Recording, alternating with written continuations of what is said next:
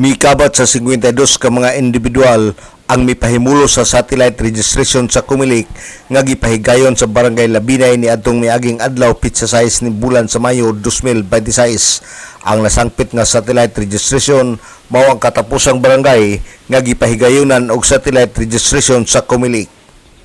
O gikatakda nga karong pitsa 16 ni bulan sa Mayo 2026 mao ang katapusang satellite registration sa Comelec nga adto kini ipahigayon sa City Jail ning atong dakbayan nga nahimutang sa Barangay Tinago din ang atong mga persons deprived of liberty ang bisitahon sa mga kawani sa Comelec aron sa pagpahigayon og registration para sa barangay og SK election karong umabot nga Nobyembre niining tuiga.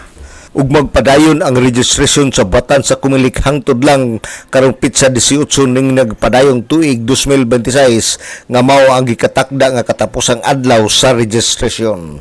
Alang sa DXDD Radio Campana, ang radyo sa simbahan, WD45 Dudong Bargamento, muduyog sa ika-75 nga jubileo sa simbahan sa Archdiocese sa Osamis, Danag, Sarakbayan.